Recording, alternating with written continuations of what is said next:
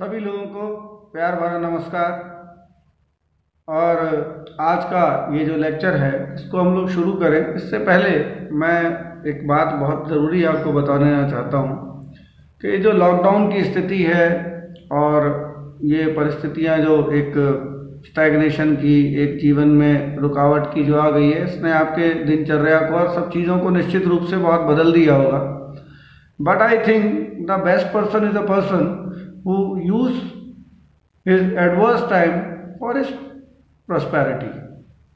जो व्यक्ति अपने विपरीत समय को अपनी समृद्धि के लिए प्रयोग कर ले जाता है वो मेरी नज़र में उत्तम व्यक्ति है। और ये सोच करके हमने इस पूरी श्रृंखला को प्रारंभ किया था कि अगर आप अपने घरों में बैठे हुए हैं तो ऐसी स्थिति में आपकी पढ़ाई में कोई व्यवधान ना पड़े, हम लोगों से आप पूरी तरह से कटे ना, और एक जो नए तरीके का एक एनवायरनमेंट बन चुका है जो काफ़ी नेगेटिव है और घर में घुसे घुसे एक सफोकेशन सा जो सबको होने लगा है, उससे हम लोग दूर हो पाए। इस सब चीज़ों को सोच करके ये सब बातें शुरू की गई थी।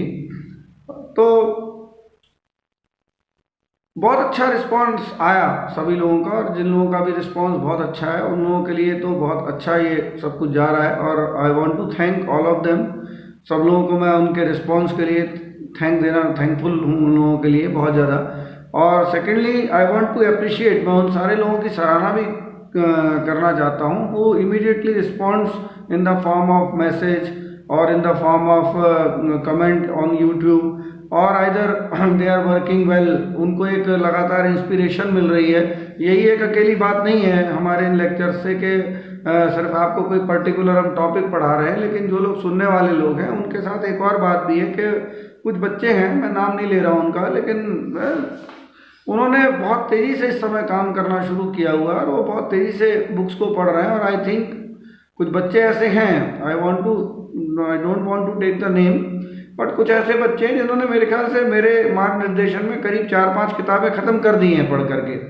और पढ़ करके अगर वो किताबें ख़त्म कर दी हैं, उन्होंने मुझे काम भी करके दिखाया। बराबर मैं रहता हूँ क्योंकि सभी लोग फ्री हैं तो मैं बराबर रहता हूँ, तो जो भी कोई बच्चा मुझे भेजता है और जो मुझे बहुत अच्छा लगता है उसको मैं शेयर भी करता हूँ कि देखिए इतना अच्छा काम किया फला बच्चे ने। तो ये एक बेसिक सा देखिए फ़र्क है।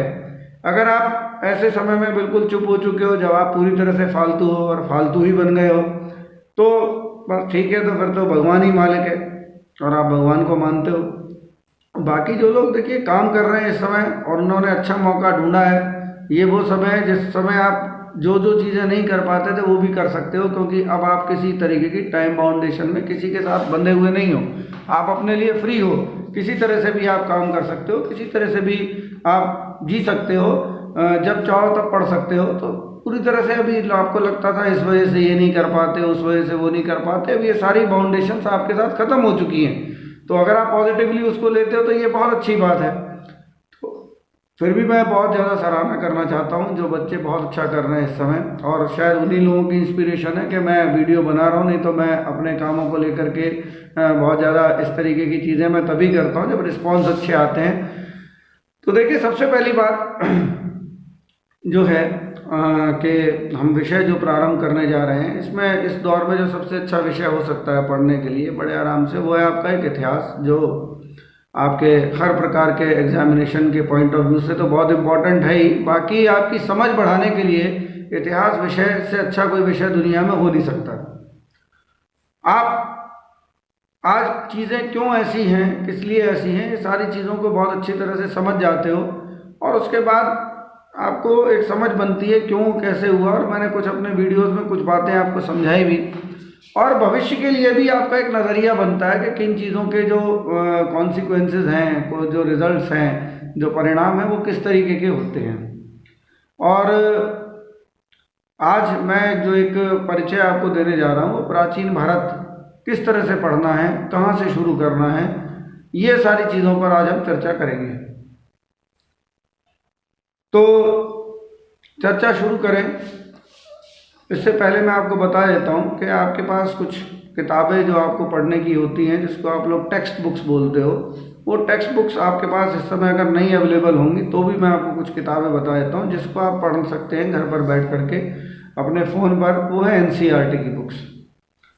तो 6th क्लास की NCERT आप हमारे अतीत जो है उसको आप पढ़ सकते हो। कुछ बच्चों ने अपने आप पढ़ ली है, मुझसे पूछा था, उन्होंने कहा तो मैंने बताया, उन्होंने पढ़ ली। उसके बाद दूसरी जो बुक है वो आप थीम्स इन इंडियन हिस्ट्री का पार्ट 1 पढ़ सकते हो पढ़ने के लिए। लेकिन कुछ चीज़ें हैं जो कमियां छूट जाती हैं इसके बावजूद भी, जो इन बुक्स में दिया हुआ है उससे भी परे कुछ चीज़ें हैं। और उनमें वो परे चीज़ है एक टाइमलाइन, एक पॉलिटिकल हिस्ट्री और बहुत सारे राजाओं के बारे में जानना जिन्होंने प्राचीन भारत को एक रूप दिया, क्योंकि उनका भी कहीं ना कहीं योगदान है। जो लोग हुए अपने काल में उनका कहीं ना कहीं बहुत सारी चीज़ों को बनाने में योगदान होता है और इतिहास में रहा है। तो इसका एक बहुत बड़ा फ़र्क पड़ता है। तो वो थोड़ी सी टाइमलाइन आपको पता होना चाहिए, जो थोड़ा सा उसमें कहीं मिसिंग होती है, क्योंकि उसमें थीम्स को उठाया गया है, इतिहास समझने की बातों को बताया गया है। तो एक सिस्टमेटिक जो चीज़ आपको अलग से सीखने की ज़रूरत है वो पड़ती है कहीं ना कहीं, आपको बिना उसके बहुत सारी बातें समझ आती नहीं है। तो इसको शुरू करने से पहले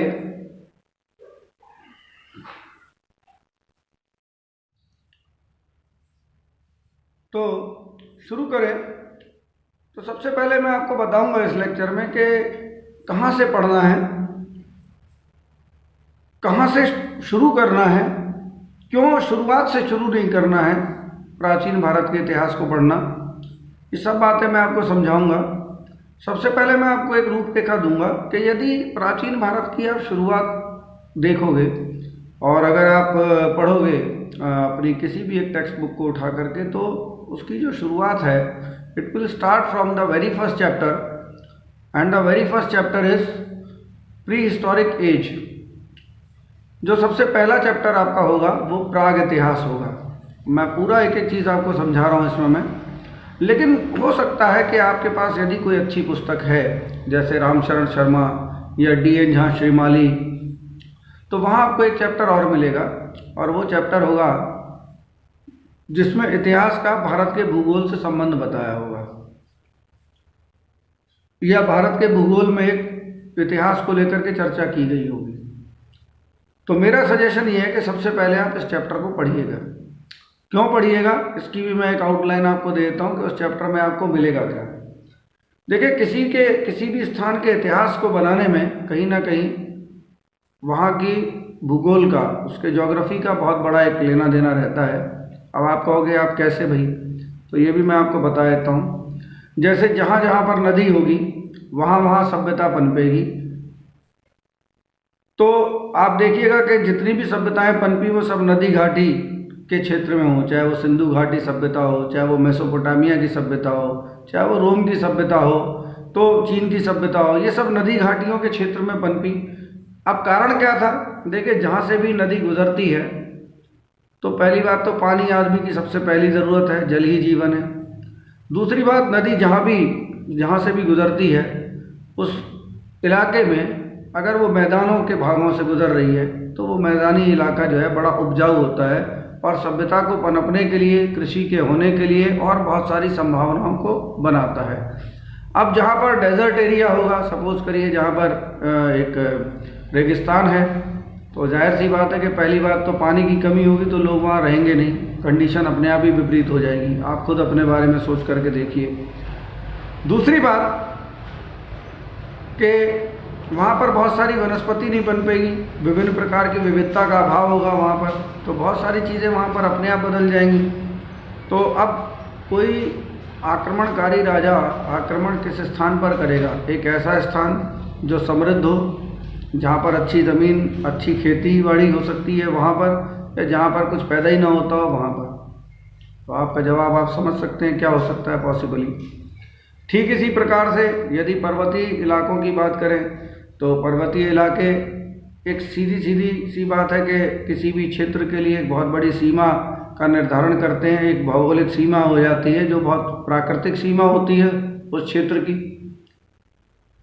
तो बहुत सारी चीज़ें ऐसी हैं जब आप पढ़ोगे तो वहाँ पर आपको देखने को मिलेगा। तो आप खुद पढ़िएगा। तो मैं बताऊँ तो सबसे पहले जो चैप्टर आपको पढ़ना है वो भारत के भूगोल का इतिहास से संबंध। अब वो चैप्टर का नाम आपकी किसी भी किताब में कुछ भी हो, कोई भी एंशिएंट हिस्ट्री की बुक आप पढ़िएगा तो वहाँ पर आपको अच्छी बुक में ये मिलेगा। आप रोमिला थापर की बुक को पढ़ सकते हो, हालांकि अब थोड़ा सा लोग नहीं पढ़ते इस तरह की बुक्स, लेकिन अभी आप फ्री हो, मैंने आपको कहा ना, आपके पास यदि बुक्स हैं तो आप पढ़ डालिए, इससे अच्छा मौका नहीं हुआ। क्योंकि देखिए किताबों का भी अपना एक जगत है और वो किताबी जगत जो है वो जो आपको ज्ञान देगा वो किसी नोट्स या किसी अन्य चीज़ में नहीं हो सकता, because books are directly related with the awakening of the mind. और अभी आपके पास टाइम है तो आप पढ़ सकते हैं। देन इसके बाद जो चैप्टर होगा, अगर ये शुरुआत में दिया है तो दूसरा चैप्टर जो है प्राग इतिहास का होगा। तो प्राग इतिहास का चैप्टर आप बिल्कुल अभी एकदम से ना पढ़िएगा, क्योंकि प्राग इतिहास के बारे में आपको बहुत ज़्यादा चीज़ें समझ में आएंगी नहीं, टेक्निकल बहुत ज़्यादा होंगी, उनका संबंध कहीं ना कहीं बायोलॉजी से होगा, पृथ्वी की आयु से होगा, उनके युगों से होगा। तो वो चीज़ें आपको थोड़ा सा कंफ्यूज करेंगी और आप एंशियंट हिस्ट्री से बोर होकर के उसको रख दोगे। थोड़ा सा ज़्यादा टेक्निकल है, आपकी कम समझ में आएगी वो चीज़, क्योंकि अभी आप अभ्यस्त नहीं हुए प्राचीन भारत को पढ़ने के। फिर दूसरा जो आप चैप्टर पढ़ोगे तो वो आएगा आपका सिंधु सभ्यता का चैप्टर। तो सिंधु सभ्यता आप चाहो तो पढ़ सकते हो, लेकिन सिंधु सभ्यता के बारे में भी मैं आपको बता देता हूँ कि थोड़ा सा, क्योंकि वहाँ कैरेक्टर्स नहीं हैं, कोई राजा किसी के बारे में हम जानते नहीं हैं, कोई भी चीज़ हमको स्पष्ट रूप से बताई नहीं गई है क्योंकि जानकारी नहीं है। तो वहाँ भी कई बार हमको थोड़ा सा कन्फ्यूज़न या बोरियत सी होने लगती है, क्योंकि कोई चित्र हमारे दिमाग में बहुत ज़्यादा खिंच नहीं पाता। हाँ, सिंधु सभ्यता के जो नगर हैं और उनके बारे में हमको जानकारी मिलती है, आप चाहो तो पढ़ भी सकते हो, कोई ऐसी बात नहीं। लेकिन मैं आपको बता रहा हूँ कि वो कहाँ से शुरू करना है एग्जैक्टली। छोड़ा कुछ नहीं है, आप चाहो कहीं भी कर सकते हो, you are free to do anything, but मेरा जो पर्सनल सजेशन है वो मैं आपको बता रहा हूँ। देन उसके बाद आप जब आगे आओगे तो आपको वैदिक काल के बारे में पता लगेगा। तो वैदिक काल का चैप्टर होगा, वैदिक संस्कृति या इस तरह से करके चैप्टर होगा। तो वहाँ पर भी क्या होगा कि आपको कोई राजा या किसी के बारे में बहुत ज़्यादा पता नहीं लगेगा, तो आपको समाज और इन सब चीज़ों के बारे में बताया जाएगा, और स्पष्ट रूप से कोई ऐसे पात्र आपको नहीं मिलेंगे जो आपको प्रभावित करें एकदम से या आप उनसे जुड़ सको। तो सब कुछ ऋग्वेद के आधार पर बहुत सारी चीज़ों का निर्धारण किया जाएगा। तो थोड़ा सा समझने में आपको वहाँ इंटरेस्ट की कमी हो सकती है, लेकिन मैंने फिर वही बात बताया, यदि आपको लगता है कि आप पढ़ो तो आप पढ़ सकते हैं, उसको कोई ऐसी बात नहीं है। वैदिक साहित्य पर मैंने अपना एक लेक्चर बना भी रखा है। देन जब आप आगे बढ़ोगे तो आप एक चैप्टर पढ़ेंगे 600 शताब्दी ईसा पूर्व, बौद्ध धर्म और जैन धर्म। इसको भी आप चाहे तो स्किप कर सकते हैं और पढ़ना चाहे तो पढ़ भी सकते हैं। इसको जब आप स्किप करेंगे तो 600 शताब्दी ईसा पूर्व के ही दौर में आपको एक चैप्टर मिलेगा, सिकंदर का आक्रमण और भारत में महाजनपदों का उदय।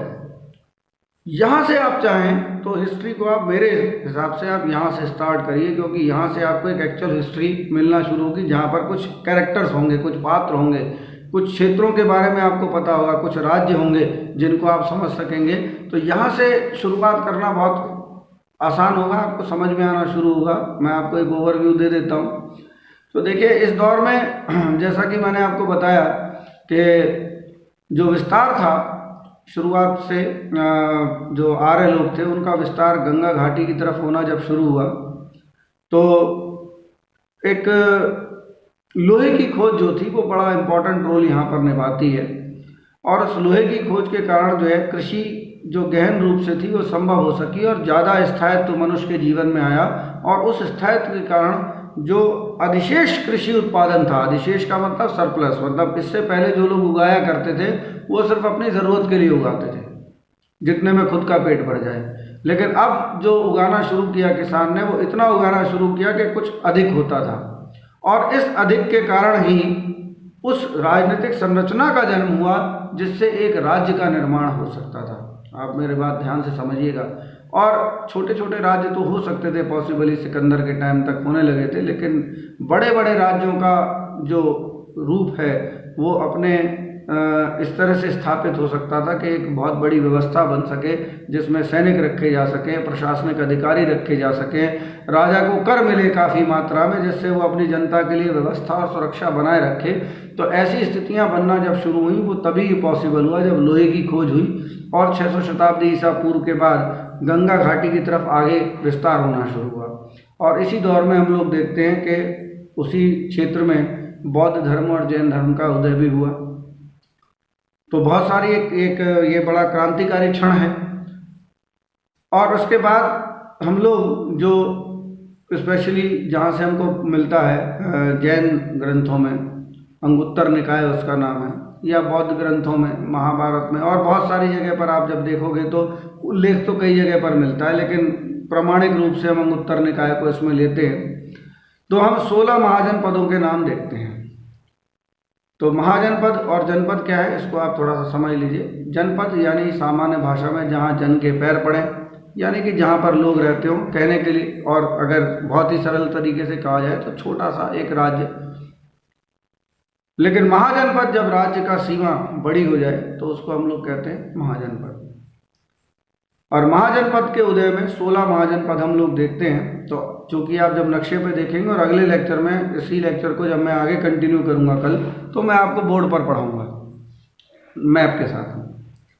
तो उस मैप में मैं आपको चिन्हित करके बताऊंगा कि आज, और मेरी बात सुन करके चाहे तो आप एटलस खोल सकते हो और उस एटलस में अभी भी देख सकते हैं, कोई ऐसी परेशानी वाली बात नहीं है। तो आज जहां पर आपको पाकिस्तान और अफगानिस्तान का बॉर्डर दिखाई देता है, वहां पर आपको 2 महाजनपद आपको दिखाई देंगे, जिसमें से एक महत्वपूर्ण जो है वो गांधार है, जिसका नाम आप महाभारत में भी सुनते हैं। गांधारी का नाम आपने सुना होगा, महाभारत आजकल टीवी पर भी आ रहा है, तो गांधार बड़ा इंपॉर्टेंट है। उसके बाद जब आप नीचे उतर करके आएंगे तो आपको एक महाजनपद मिलेगा जिसको हम लोग कहते हैं कुरु। और कुरु महाजनपद की तो कहानी, कौरवों की कहानी जो आपने सुनी है वो आपने बहुत अच्छी तरह से सुनी होगी, क्योंकि महाभारत का जो मेन प्लॉट है कहानी का वो उस कुरु जो क्षेत्र है उसी के इर्द गिर्द, और कौरवों की जो फैमिली डिस्प्यूट के कारण जो इतना बड़ा युद्ध होता है उसको उसके इर्द गिर्द घूमता है। तो वो कुरु महाजनपद बेसिकली वही है जो दिल्ली के आसपास का क्षेत्र है, जिसे तब इंद्रप्रस्थ कहा जाता था और हस्तिनापुर कहा जाता था। वो सब क्षेत्र जो है, हस्तिनापुर मेरठ के पास है और इंद्रप्रस्थ दिल्ली में ही है। फिर उसके बाद आप देखेंगे तो आप आगे आएंगे तो मथुरा जहाँ पर है वहाँ पर शौरसेन नाम का एक, या शूरसेन नाम का एक महाजनपद था। इसके बाद जब आप गंगा की तरफ को उसी रास्ते पर आगे की तरफ बढ़ेंगे तो आपको जहाँ आज अयोध्या है वहाँ पर कौशल नाम का महाजनपद मिलेगा। इसके बाद जब आप आगे बढ़ोगे तो वत्स नाम का एक महाजनपद मिलेगा जहाँ पर आज इलाहाबाद है। मैं आपको एक बता दे रहा हूँ ताकि आप पढ़ सको, कल तो मैं सब डिटेल में पढ़ाऊँगा ही। इसके बाद आप बढ़ोगे आगे तो आपको एक बहुत इम्पोर्टेंट संघ मिलेगा, और ये संघ कैसे बना ये सब मैं डिटेल में आपको बताऊँगा, जिसका नाम वृज्जी संघ है। और वृज्जी संघ के बाद आपको एक महाजनपद मिलेगा मगध, और उसके नीचे मिलेगा अंग। नीचे की तरफ जब आप जाएंगे तो आपको कुछ महाजनपद मिलेंगे, उसमें से एक महाजनपद इंपॉर्टेंट है अवंती, क्योंकि मुझे पूरी एंशिएंट हिस्ट्री को कवर करना है अभी आज ही के उसमें, इसलिए मैं आपको शॉर्ट में बता दे रहा हूँ। तो वहाँ आपको एक अवंती नाम का राज्य मिलेगा इंपॉर्टेंट, जिसने महत्वपूर्ण भूमिका निभाई। और फिर जब आप जाओगे तो हम देखेंगे कि इस सारे महाजनपदों को मिला करके एक मगध साम्राज्य का निर्माण होना शुरू हुआ। और यदि आपने चाणक्य और चंद्रगुप्त की कहानी सुनी है या पढ़ी है तो आप चाहें तो एक सीरियल बहुत पहले इमेजिन टीवी पर चंद्रगुप्त के नाम से आने लगा था, हालांकि वो चैनल बंद हो गया था, लेकिन उसके भी एपिसोड्स यूट्यूब पे पड़े हैं। आप चाहो तो बड़ा अच्छा बना था वो, स्पेशली चाणक्य और घनानंद का किरदार बहुत अच्छा है उसमें, आप चाहो तो देख सकते हो। महाभारत रामायण तो देख ही रहे हो, चंद्रगुप्त भी आप देख सकते हो, आपको अपने कल्चर के बारे में पता लगेगा। बहुत अच्छा सीरियल बनाया था उन्होंने। तो आप देखते हो कि चंद्रगुप्त मौर्य के नेतृत्व में और चाणक्य के गाइडेंस में एक अखिल भारतीय साम्राज्य का निर्माण होता है, और ये मगध के द्वारा बनाया जाता है। और उसके बाद हम लोग देखते हैं कि आने वाले 1000 सालों तक मगध जो है भारत की राजधानी के रूप में स्थापित रहता है। और आप देखते हो फिर उसके बाद जब आप, मैंने चंद्रगुप्त मौर्य की बात बताई, तो आप जब इसको पढ़ोगे तो आप देखोगे इम्पोर्टेंटली, तो आप पढ़ोगे मगध का उत्कर्ष, और उसके बाद आप मगध के उत्कर्ष में बहुत सारे राजाओं के बारे में पढ़ोगे, जिसको मैं आपको कल बताऊंगा एक एक से करके। फिर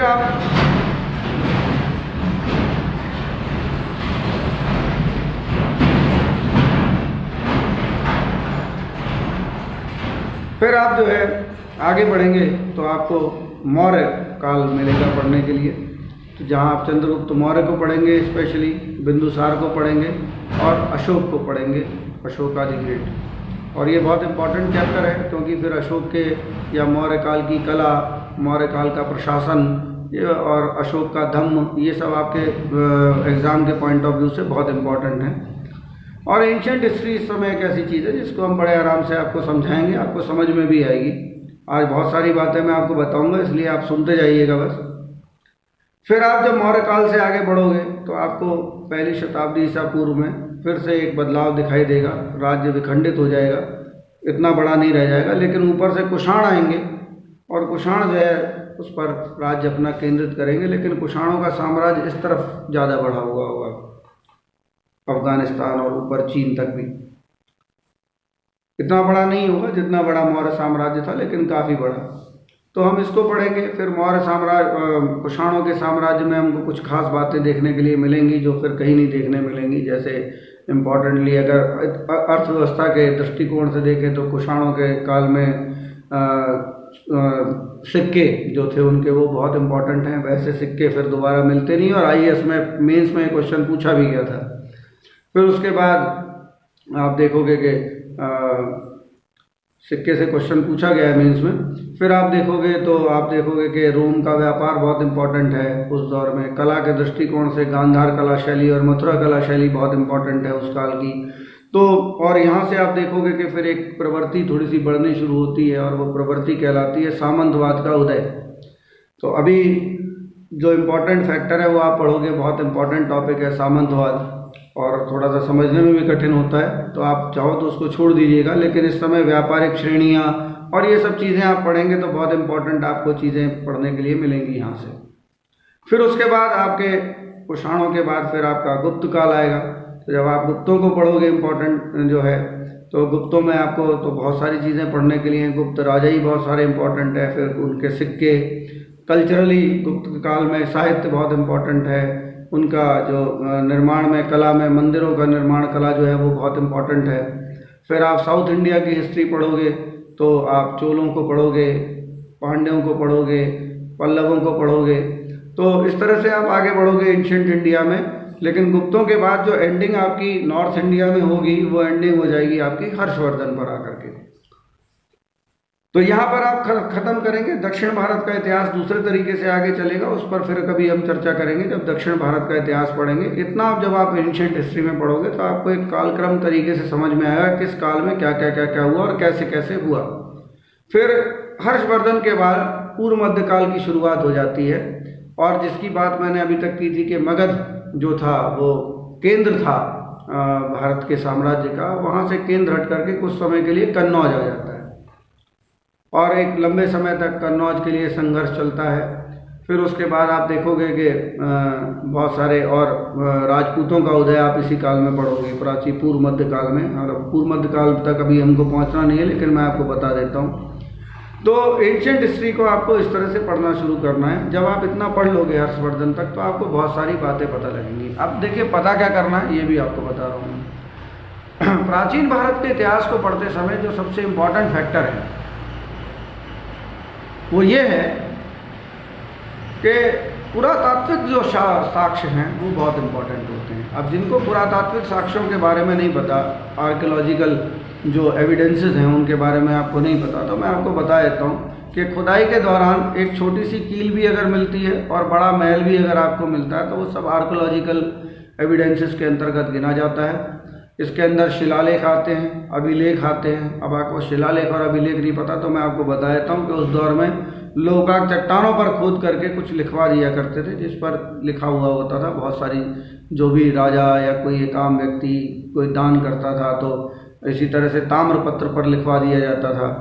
तो ये सब मिलता है। उसके बाद और भी कुछ चीज़ें मिलती हैं, तो उससे हम लोग ये अनुमान लगाते हैं कि इतिहास कहीं का क्या रहा होगा। उसके बाद पुरातत्व ही आपके जो सिक्के मैंने आपको बताया कुषाणों के काल के, और क्या नाम है आपका गुप्तों के काल के। फिर मैंने आपको बताया कि जो पुरातात्विक साक्ष्यों में जो कला के नमूने हैं, चाहे वो स्थापत्य कला के हों या मूर्ति कला के, वो भी उसी में शामिल होते हैं। इसके बाद इतिहास बनाने के लिए प्राचीन काल में जो भारत का इतिहास है उसके लिए साहित्यिक प्रमाण जो हैं वो बहुत इम्पोर्टेंट भूमिका निभाते हैं, क्योंकि उनसे भी हम कहीं ना कहीं मदद लेते हैं। धार्मिक साहित्य में हम लोग वैदिक साहित्य से चल करके आते हैं, फिर बौद्ध साहित्य, जैन साहित्य, इन सबको लेते हैं। ठीक है। उसके बाद फिर हम आते हैं तो जो वैसे साहित्य लिखे गए, क्लासिकल साहित्य जो हमारे लिखे गए, जैसे कालिदास की रचनाएं, भास की रचनाएं, ठीक है, इन सबको पढ़ते हैं हम लोग उसमें, उसके आधार पर इतिहास का निर्माण करते हैं। फिर उसके बाद जब आप देखोगे तो जो हमारे विदेशी यात्रियों ने जो विजिट किया भारत में, उसका एक बहुत बड़ा है, मेंस में पूछा जा चुका है कि चीनी यात्रियों ने इतिहास के पुनर्निर्माण में क्या भूमिका निभाई। तो चीनी यात्रियों की विजिट हुई थी, ह्यूनसांग आया था, इत्सिंग आया था, युआन चोंग आया था। तो ये सब लोग जो आए, इन्होंने अपने तरह से इतिहास को लिखा, इनकी दृष्टि अपनी थी। और सबसे इम्पोर्टेंट मेगास्थनीज आया था चंद्रगुप्त मौर्य के दरबार में, और पाटलिपुत्र में रहा था, उसने भी पाटलिपुत्र के बारे में वर्णन किया है। तो इस तरह से हम लोग जो है इनके भी एविडेंसेस को लेते हैं। और भी बहुत सारे लोगों ने भारत के बारे में लिखा है। इस पर जब हम कभी पुरातात्विक या इतिहास, प्राचीन भारत के इतिहास के स्रोत पर अगर हम लोग पढ़ेंगे तो मैं आपको डिटेल में बताऊंगा। लेकिन मैंने आपको बताया कि पढ़ने की जो सबसे सही जगह है वो आप सिकंदर के आक्रमण और मगध साम्राज्य के उत्कर्ष वाला जो चैप्टर है वहाँ से पढ़ना शुरू कर दीजिए। कोई भी आपके पास किताब हो उससे आप पढ़ सकते हो। अगर आपके पास कोई अच्छी किताब है तो बहुत अच्छी बात है, ठीक है। मैं किताबों के बारे में भी आपको बता देता हूँ, क्योंकि आप फ्री हैं तो अनलिमिटेड सोर्सेज में आपको बता देता हूँ। कोई भी अगर आपको कहीं PDF मिल जाए, कुछ मिल जाए तो आप पढ़ सकते हो। देखो मैं आपको किताबों की जानकारी देता हूँ। आप रोमिला थापर की बुक से पढ़ सकते हो, ठीक है। रामशरण शर्मा की जो NCERT आती थी आप उससे पढ़ सकते हो, ठीक है, जो अब ओरिएंट ब्लैक स्वान पर आती है। DN झा श्रीमाली पढ़ सकते हो आप। इसके बाद आपको और पढ़ना है तो एक राय चौधरी मजुमदार की एक बुक आती है, वो 3 पार्ट्स में है, एंशियंट, मिडिवल और मॉडर्न पर। तो एंशियंट वाला पार्ट है वो बहुत अच्छा लिखा है, स्पेशली ये वाला पार्ट बहुत अच्छा लिखा है, मगध साम्राज्य का उत्कर्ष। इसको वहाँ से पढ़ सकते हो आप। तो देयर आर डिफरेंट सोर्सेज जहाँ से आप पढ़ सकते हो। ये सब बहुत अच्छे सोर्सेज हैं जहाँ से आप पढ़ोगे तो आपको पढ़ करके इतिहास की समझ बनेगी। तो आप चाहे तो यहाँ से सब जगह से आप पढ़ सकते हैं। तो मैंने आपको ये भी बताया कि यहाँ से शुरू करना क्यों बहुत ज़्यादा इम्पॉर्टेंट है, क्यों यहाँ से शुरू करेंगे। यहाँ से शुरू करने से आपकी एक लय बन जाएगी एंशिएंट हिस्ट्री को पढ़ने की, और आपको चीज़ें समझ में आना शुरू होंगी, कैसे था, क्या था, किस तरह से था। फिर जब आपकी एक बार समझ बनना शुरू होगी तो you can go back and you can read Indus valley civilisation and then Vedic culture, Vedic civilisation, and after that you have to visit prehistoric age, क्योंकि सबसे कठिन आपको वही पड़ेगा पढ़ने के लिए, क्योंकि बहुत सारी चीज़ें आपको वहाँ थोड़ी सी समझने में दिक्कत होगी। प्राग इतिहास का निर्माण कैसे किया जाता है, प्राग इतिहास किस तरह से होता है, मैं इसको पढ़ाऊँगा। अगर आप कहोगे ऐसे ही पढ़ते रहोगे तो मैं तो सब पढ़ा दूंगा, मुझे कोई दिक्कत नहीं है। लेकिन अभी आपको किस तरह से पढ़ना है, और कल से मैं जो लेक्चर लूँगा आगे वो कैसे कंटिन्यू होगा। मैं मगध साम्राज्य के उत्कर्ष से आपको पढ़ाना शुरू करूँगा, 16 महाजनपद और मगध साम्राज्य का उत्कर्ष, यहाँ से मैं आपको पढ़ाना शुरू करूँगा। तो तब तक आप अपने सब मेंटली आप बिल्कुल सेट हो जाइएगा। इसी तरीके से आपको पढ़ाया जाएगा। और अब मैं प्राचीन भारत की इस पूरी श्रृंखला को आपके सामने ख़त्म करूँगा, ठीक है, सबको पढ़ा करके। तो कल के लेक्चर तक के लिए मैं आपसे विदा लेता हूँ। कल के लेक्चर में फिर आपसे मुलाकात होगी। तब तक के लिए सुनने और सराहने के लिए बहुत बहुत धन्यवाद। और बहुत अच्छे रिस्पॉन्स आप करते जाइए, पढ़िए आप बहुत अच्छे से। ये बहुत अच्छा टाइम है पढ़ने के लिए। आपको और भी कुछ मेरे से पूछना है पढ़ने के लिए तो यू कैन डायरेक्टली आस्क, जिनके पास व्हाट्सएप नंबर है। You can ask in comment also if there is any problem, तो आप कमेंट में पूछ सकते हो, ठीक है। तो अप्रोच समझ की बना करके चलिएगा कि आपको समझना है, तो facts will automatically fit in those concepts, ठीक है। तो तब तक के लिए, अब कल तक के लिए हम अलविदा लेते हैं। कल फिर मुलाकात होगी। नमस्कार।